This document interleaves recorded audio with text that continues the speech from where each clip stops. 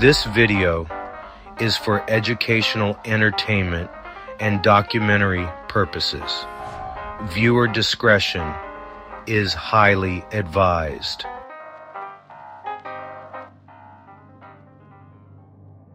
Welcome to Delphi After Dawn Crime Stories.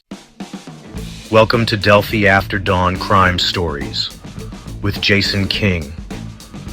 I am your host, Jason King. Today, we will not be talking about serial killers or unsolved crime, but instead, I will be taking you on a deep dive of the infamous longest-running brothel in the United States that is now a vacant, haunted brothel known as the Dumas Brothel, located in Butte, Montana.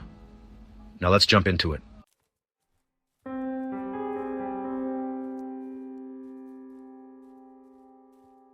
The wind howls across the plains. It carries a whisper, a chilling tale. A tale of passion, of sin, of violence echoing through the years. It speaks of a place where pleasure once reigned. Now, only shadows linger.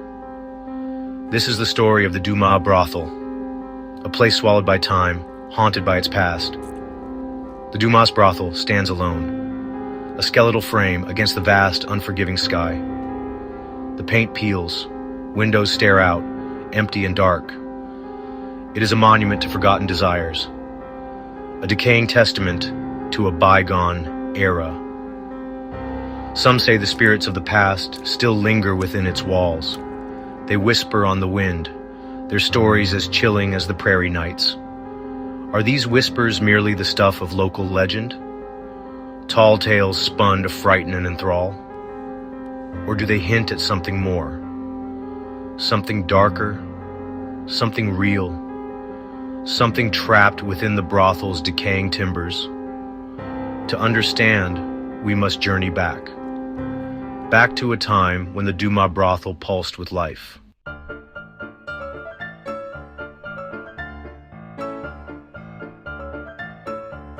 The Dumas Brothel was born in an era of expansion. The West was wild, untamed. Fortunes were made and lost on a whim. Prospectors, cowboys, and outlaws flocked to boomtowns. They sought their fortune and their pleasures. The Dumas Brothel catered to these desires. It was a place of opulent beauty, a stark contrast to the rough-hewn saloons and dusty streets outside. Its doors, always open, promised escape. Inside, velvet curtains hid secrets. Gaslight flickered on laughing faces and painted smiles. Music drifted into the night, a siren song of sin and seduction. But beneath the surface of revelry, darkness lurked. The Dumas Brothel was a place of fleeting connections and broken hearts. Lives played out within its walls. Some found love in the arms of strangers. Others met their end in the shadows. The brothel bore witness to it all. Each whispered word, each stolen kiss, each act of violence left its mark.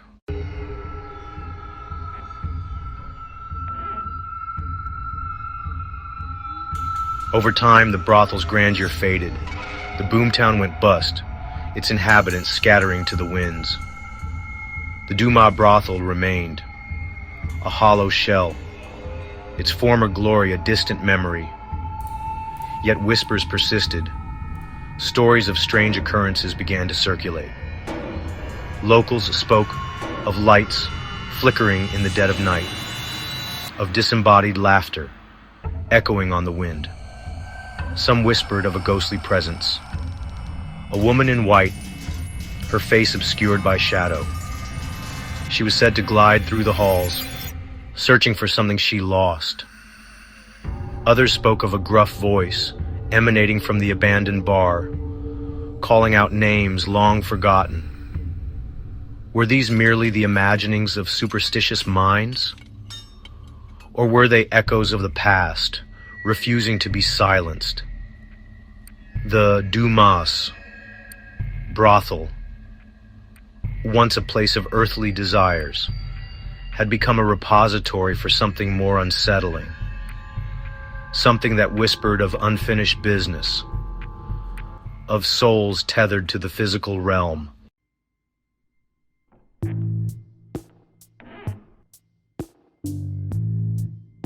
The Dumas Brothel stands as a stark reminder of the past. Its silence speaks volumes.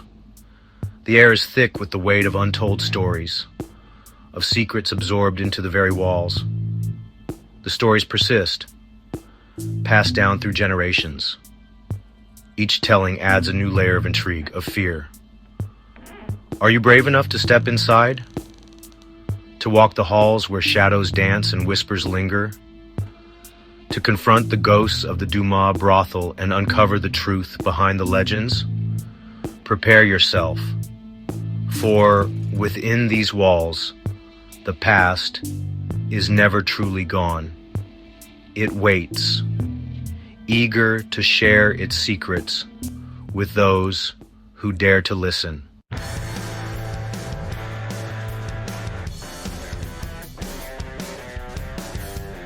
The story of the Dumas Brothel begins not with whispers of ghosts, but with the clang of pickaxes and the shouts of prospectors. It begins with gold. The year was 1879. News spread like wildfire through the saloons and trading posts. Gold. Riches beyond measure, hidden beneath the dusty earth of the Dakota Territory. Men, hungry for fortune, flocked to the region. A tent city sprang up almost overnight, a chaotic jumble of canvas and hope. It was a place where dreams were chased and nightmares were born. They called it Dumas Creek, a name that would soon be synonymous with both prosperity and sin. The early days were wild, a chaotic mix of prospectors, gamblers, and gunslingers. The law, a tenuous presence at best, struggled to maintain order. Saloons overflowed with whiskey and rough laughter. In this volatile atmosphere, a shrewd businesswoman saw an opportunity. Her name was Evangeline Dumas.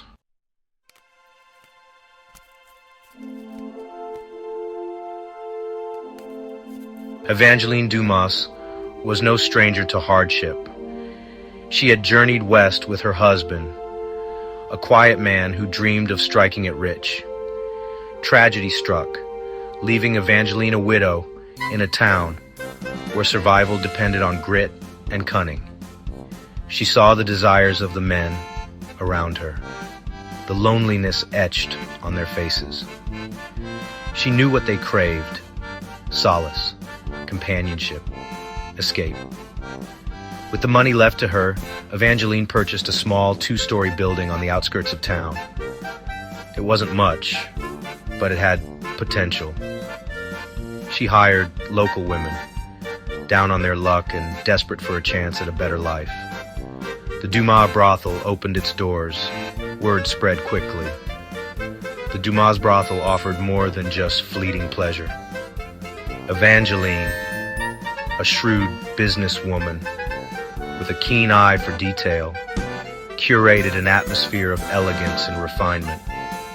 Rich velvet curtains draped the windows, shielding the revelry within. Crystal chandeliers cast a warm glow upon the plush carpets and polished mahogany bar.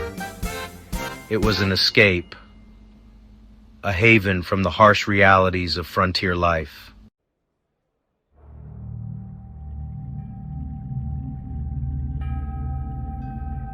Evangeline Dumas was a woman of contradictions. She was a devout Catholic who attended Mass every Sunday, yet she ran an establishment that challenged the very morals of the time. She was a strict but fair madam, protecting her girls from the worst impulses of the men who frequented her establishment. She insisted on cleanliness, discretion, and a certain level of decorum. The Dumas Brothel was no ordinary saloon. It was a place where rules were followed and boundaries were respected. Under Evangeline's watchful eye, the brothel thrived. It became a fixture in Dumas Creek, a testament to the complex realities of life on the frontier. Her girls, many escaping poverty or abusive relationships, found a strange sense of security within the brothel's walls. They were more than just working girls.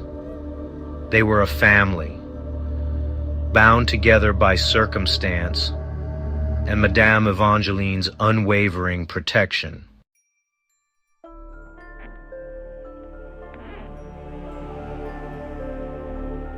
Despite Evangeline's best efforts, the Dumas Brothel was not immune to the darkness that clung to Dumas Creek. Rumors spread like wildfire through the town. Stories of jealous lovers, drunken brawls, and even whispers of a mysterious disappearance within the brothel's walls began to surface. One story, whispered in hushed tones, told of a young prostitute named Rose. She had come to Dumas Creek seeking a new life, only to find herself trapped in a cycle of despair.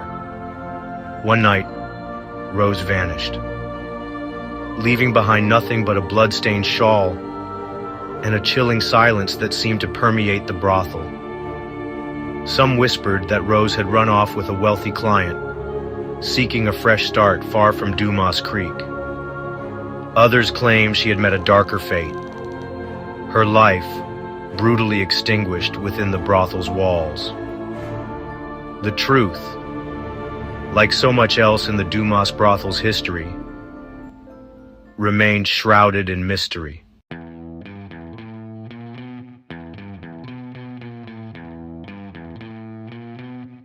The gold that had fueled Dumas Creek's rapid ascent proved to be its downfall.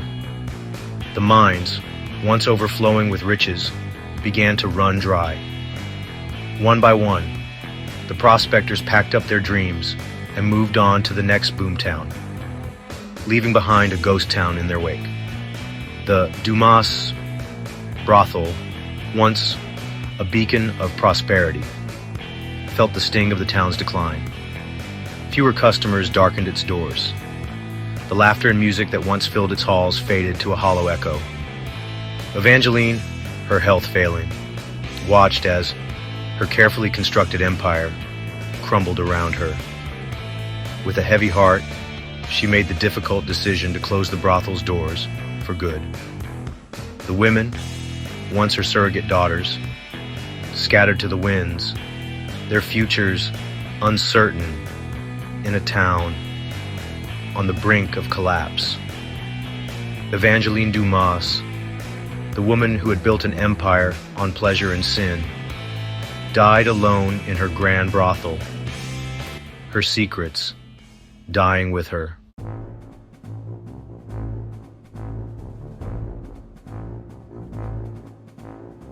Dumas Creek, once a bustling hub of greed and desire, became a ghost town in the truest sense. The brothel, once filled with laughter, music, and the clinking of glasses, fell silent. Its grand chandeliers gathered dust.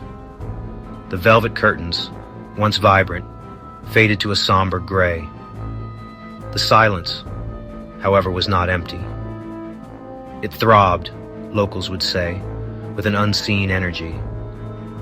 A weight settled upon the building, a heaviness that spoke of more than just decay. It was as if the brothel itself mourned the loss of its former life. The stories began slowly, as whispers often do. A rancher passing by late at night swore he saw a light flickering in the top window. A group of children dared each other to run up to the porch, swore they heard a woman's laughter echoing from within. These tales, dismissed as tricks of the light or overactive imaginations, were just the beginning. As the years passed, the stories grew more frequent, more detailed, more unsettling.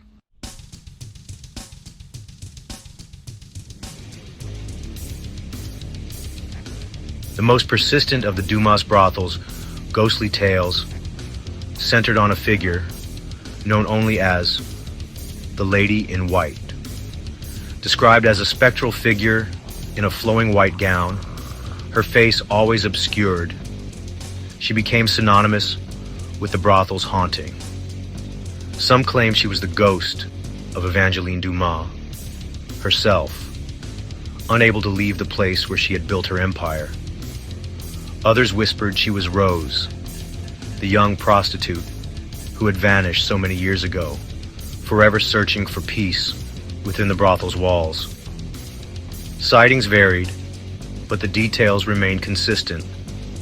A glimpse of movement at the top of the stairs, a cold spot in the parlor where a piano once sat, the scent of lavender perfume, faint but unmistakable, lingering in the air.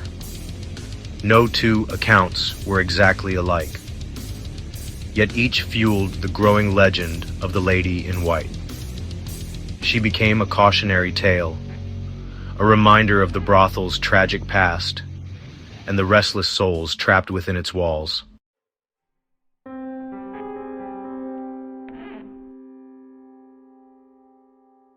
While the Lady in White haunted the halls and rooms of the Dumas Brothel, another, more subtle presence made itself known. This entity, unseen but often felt, seemed to target those who dared to spend the night within the decaying building. Men, emboldened by whiskey and seeking a thrill, would often dare each other to stay the night in the abandoned brothel. Few lasted until morning. Those who did emerged pale and shaken, their bravado replaced with a chilling unease. They spoke of a feeling of being watched, of invisible hands brushing against their skin in the darkness. Whispers too low to decipher seemed to emanate from the very walls themselves. Objects moved inexplicably. Footsteps echoed in the hallway, yet no one was ever seen. The unseen guest, unlike the Lady in White, remained a mystery. Was it a mischievous spirit, toying with those foolish enough to intrude upon its domain? Or was it something darker, feeding off the fear of the living?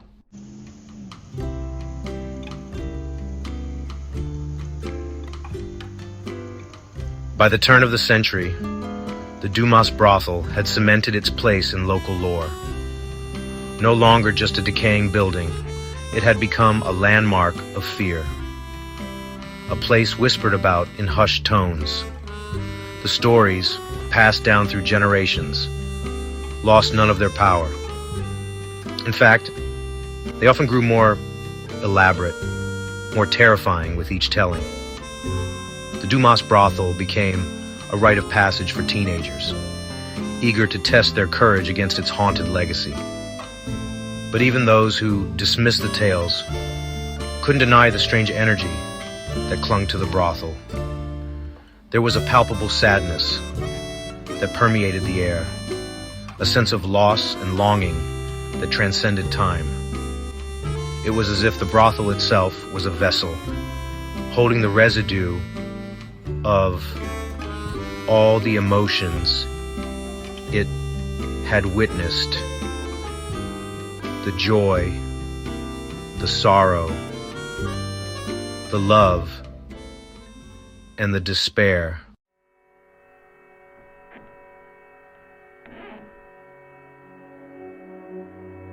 In the summer of 1923, a group of self-proclaimed paranormal investigators arrived in Dumas Creek, eager to unlock the secrets of the Dumas Brothel. Led by a charismatic medium named Madame Evangeline, was it just a coincidence or perhaps a sign?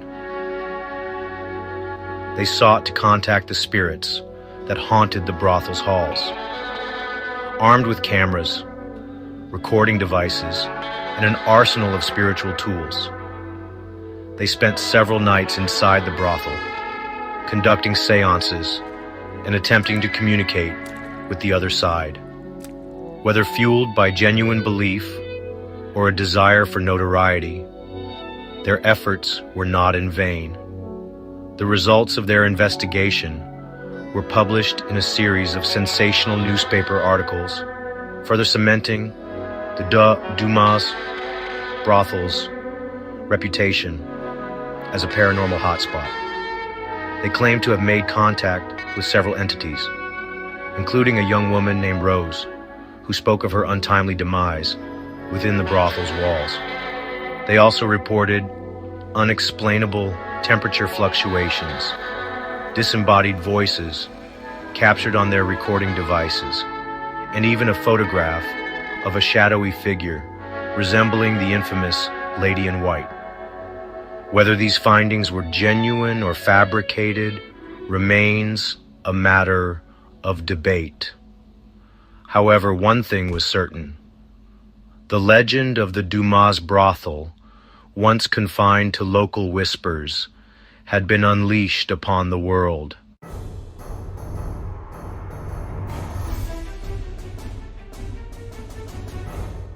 The story of the Dumas Brothel, once confined to the dusty plains of the Dakotas, began to spread. Word traveled on the winds of rumor and speculation, carried by newspapers, magazines, and late-night radio broadcasts. The brothel, once a forgotten relic of a bygone era, became a destination. Paranormal enthusiasts, history buffs, and thrill-seekers alike felt the pull of the unknown. They came from far and wide, drawn to the brothel like moths to a flickering flame.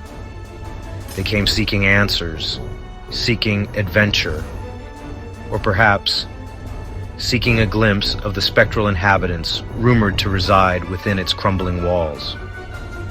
Among those drawn to the Dumas Brothel was Professor Edward T. Garrison, a respected historian and author with a keen interest in the paranormal.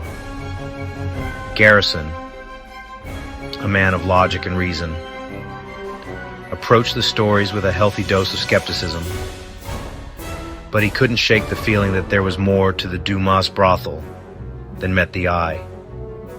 He had spent years researching haunted locations, separating fact from fiction, and debunking countless claims of supernatural activity. Yet something about the Dumas Brothel intrigued him. The sheer volume of stories, the consistency of the accounts across generations, suggested something more than mere folklore at play.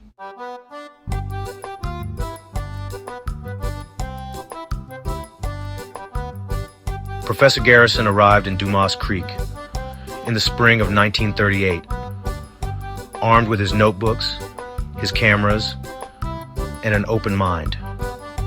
He spent weeks interviewing locals, poring over historical records, and exploring the abandoned brothel itself. He treated every story, every rumor, with respect, carefully documenting each detail. He spoke with elderly residents who had childhood memories of the brothel, as a bustling hub of activity. They shared their own encounters, their voices hushed, with a mixture of fear and reverence. He discovered a connection between the ghost of Rose and a series of unsolved disappearances in Dumas Creek's early days. He uncovered evidence of a violent confrontation between a jealous lover and a wealthy prospector within the brothel's walls, a tale that had been passed down through generations in hushed tones. The more he learned, the more he realized that the Dumas Brothel was not just a haunted house, but a repository of forgotten stories, of lives cut short, of secrets buried deep beneath the weight of time.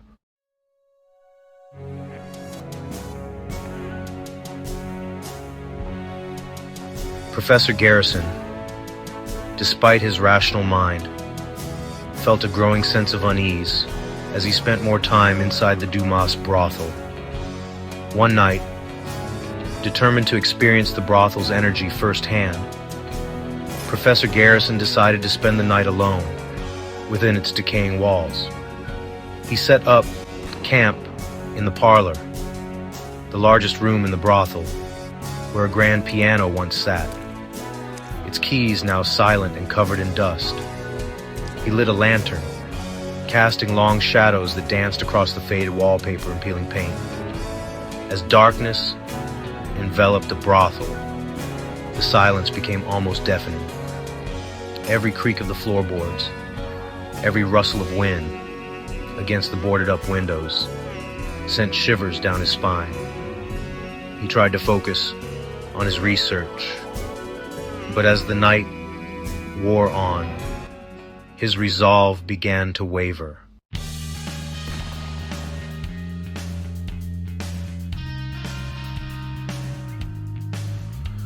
Word of Professor Garrison's interest in the Dumas Brothel reached a young woman named Sarah Walker.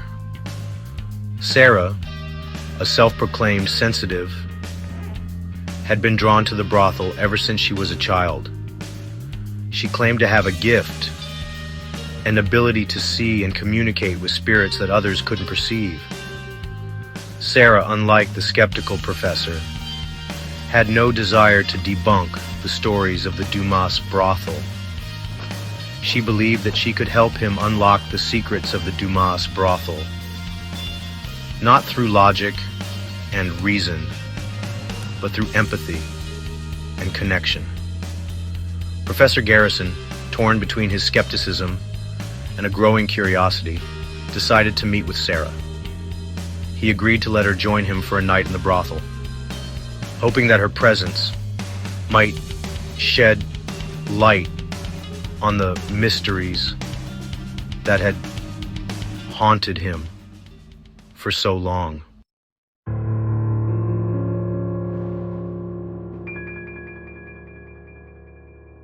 The night Sarah arrived in Dumas Creek, a storm rolled across the plains, bringing with it a chill that seemed to penetrate the very bones of the old brothel.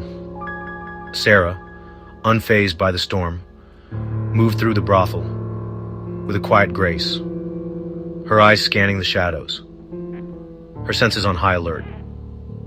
She paused in the parlor where Professor Garrison had spent the previous night, a shiver running down her spine. "There's a heaviness here," she said, her voice barely a whisper. Professor Garrison, armed with his thermometer and his electromagnetic field meter, tried to remain objective. He couldn't deny the goose flesh that prickled his skin as Sarah described, feeling a cold hand brush against her arm.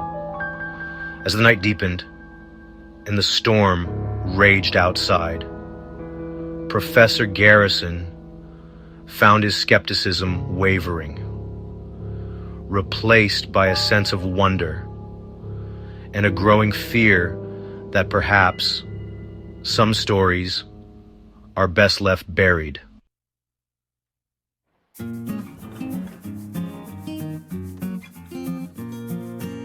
The storm raged on, mirroring the turmoil in Professor Garrison's mind. He sat at a rickety table in the heart of the Dumas Brothel, his lantern casting flickering shadows that danced with Sarah's every move. She paced the room, her fingertips trailing along the dust-covered surfaces, her eyes closed as if listening to a symphony only she could hear. His logical mind, honed by years of academia, screamed for a rational explanation. Cold spots could be drafts, EMF fluctuations, faulty wiring. Whispers? Tricks of the wind, surely. Yet he couldn't shake the feeling of unease that clung to him like cobwebs. Sarah spoke of the spirits as if they were old friends, her voice filled with a mixture of respect and sorrow. Garrison found himself torn between his skepticism and a growing sense of wonder.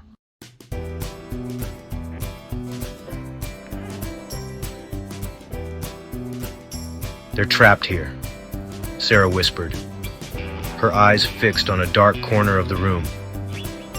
Bound to this place by their unfinished business, their regrets. She moved with a dancer's grace, her hand hovering over a patch of dusty floorboards. A young woman, her heart broken, Sarah continued, her voice filled with sorrow. Garrison watched, a knot of tension tightening in his chest. The air felt thick, heavy with unseen emotions.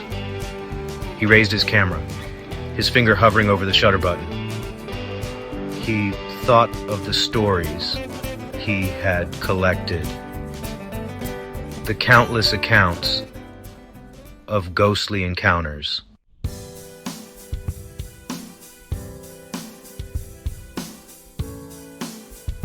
As the night wore on, Sarah led Professor Garrison through the dilapidated rooms of the Dumas Brothel, her steps unerring as she navigated the crumbling floors and shadowy hallways.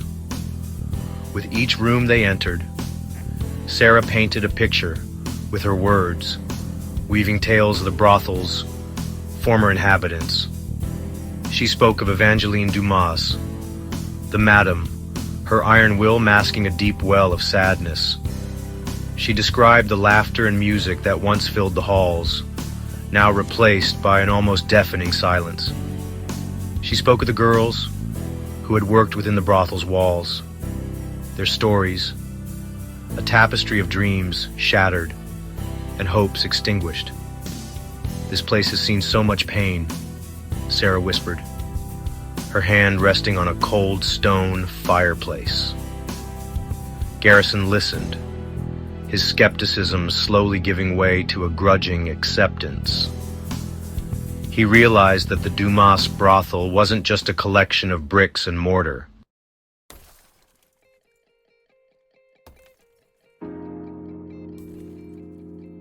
As dawn approached, casting pale fingers of light through the cracks in the boarded-up windows, Professor Garrison found himself at a crossroads. He had witnessed phenomena he couldn't explain, felt emotions he couldn't deny. But was he willing to abandon his skepticism, to embrace the unknown? He looked at Sarah, her face illuminated by the faint light of dawn, her eyes filled with a quiet certainty that he both envied and admired. She had no doubt about the existence of the supernatural. For her, it was as real as the air she breathed. Garrison realized that belief, true belief, wasn't about logic or proof. It was about accepting that some mysteries were not meant to be solved, but simply experienced.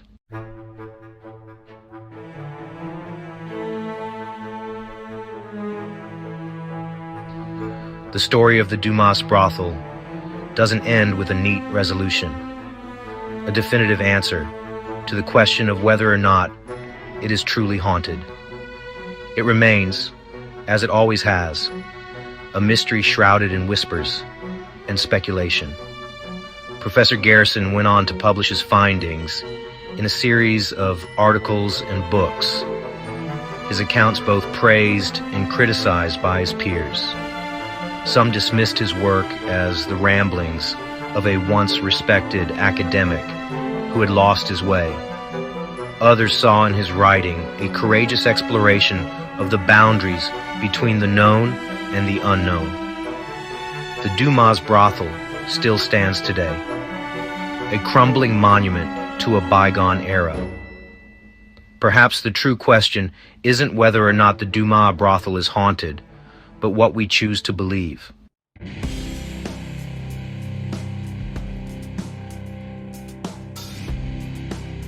The sun dips below the horizon, casting long shadows across the prairie. The wind whispers through the broken windows of the Dumas Brothel, a mournful symphony echoing through the empty halls.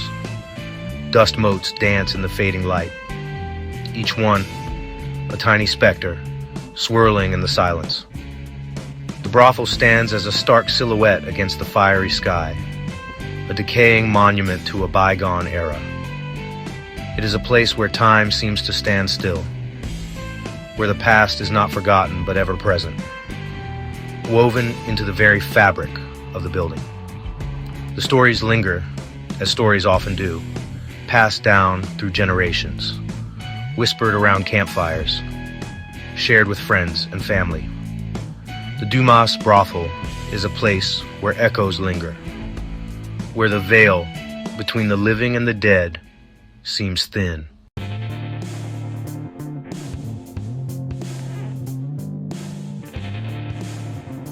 We are drawn to such places, to the ruins of the past, to the remnants of lives lived and lost.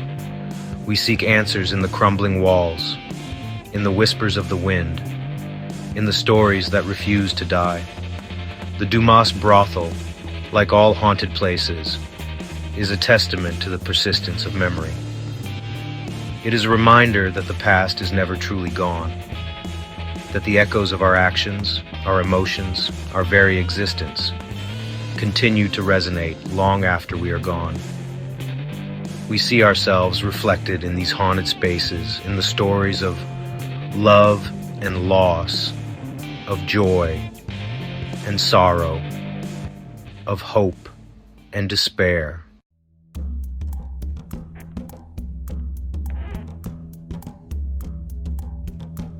What are these unseen threads that bind us to the past, to the places where the veil between worlds seems thin? Are they merely figments of our imagination, fueled by fear and folklore?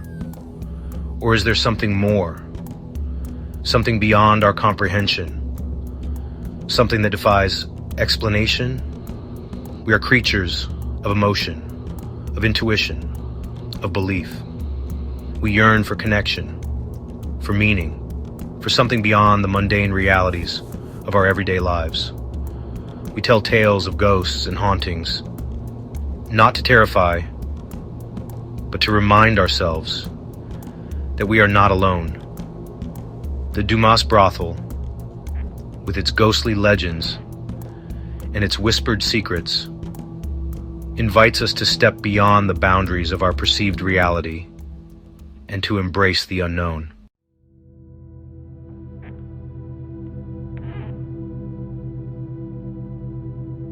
The wind howls outside, rattling the boarded-up windows of the Dumas Brothel.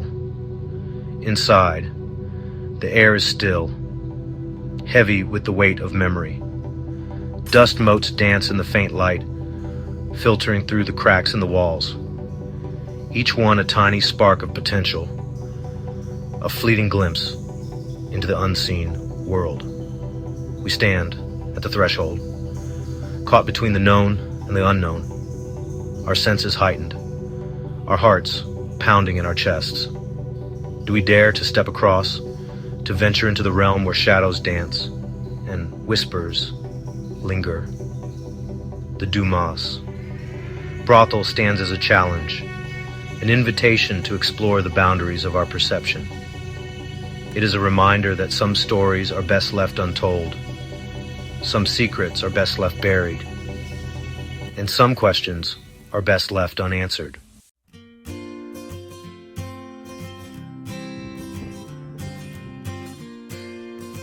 The Dumas Brothel stands alone on the prairie, a silent sentinel guarding its secrets. The wind whispers through its broken windows, carrying with it the echoes of laughter and sorrow, of love and loss, of lives lived and lost. The stories continue to circulate, passed down through generations, each telling adding a new layer of intrigue, of fear, of wonder. Tourists and thrill seekers still make the pilgrimage to its doorstep, drawn to the allure of the unknown, eager to catch a glimpse of the spectral inhabitants rumored to reside within its walls. But the true power of the Dumas Brothel lies not in its ghostly legends, but in its ability to ignite our imaginations, to make us question the nature of reality, to remind us that there are more things in heaven and earth than are dreamt of in our philosophies. So, the next time you find yourself gazing upon an old, abandoned building, its windows dark, its walls crumbling, listen closely. You might just hear the whispers of the past calling out to you, inviting you to step into a world beyond your wildest dreams.